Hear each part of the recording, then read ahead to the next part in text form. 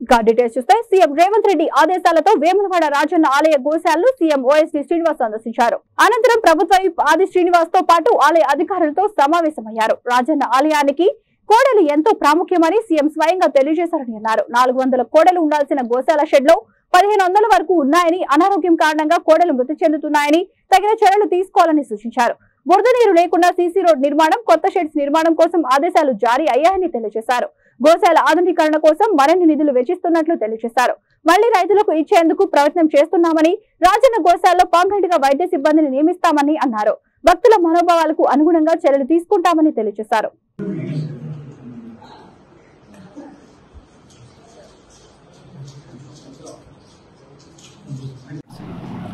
నా పేరు వెలిచాల రాజేందర్ రావు.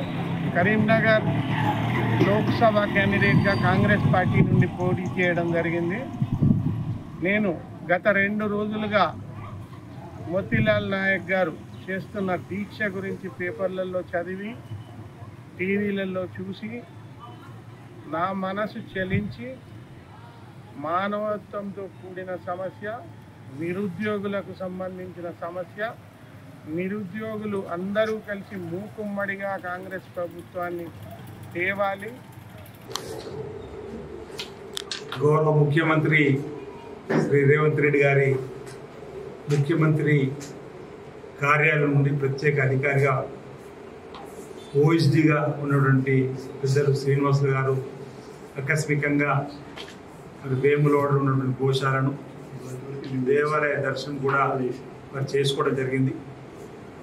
ఇటీవల కూడా పలు సందర్భాల్లో కూడా చెప్పడం జరిగింది. 5 మాసాల క్రితం రివ్యూ జరిగినప్పుడు గౌరవ ముఖ్యమంత్రి రేవంత్ రెడ్డి గారి ఆలోచనలు వేములవాడ రాజన్న ఆలయాన్ని భక్తులకు శీఘ్ర దర్శనం కావింపజేయడానికి, భక్తులకు వసతి కల్పించడంలో ప్రత్యేక దృష్టి పెడుతున్నాడని చెప్పిన మాట. దానికి అనుగుణంగా వీటీడే సమావేశాన్ని ఏర్పాటు చేసినాం. వేములవాడ నుంచి వెళ్ళిపోయిన మళ్ళీపోయిన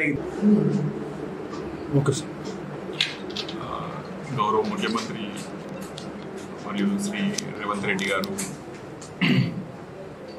వేములవాడ దేవస్థానం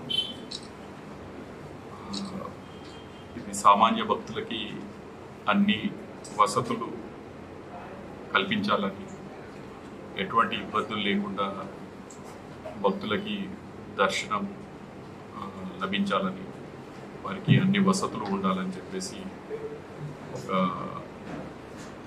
గట్టి నిర్ణయం తీసుకోవడం జరిగింది. అది గౌరవ శాసనసభ్యులు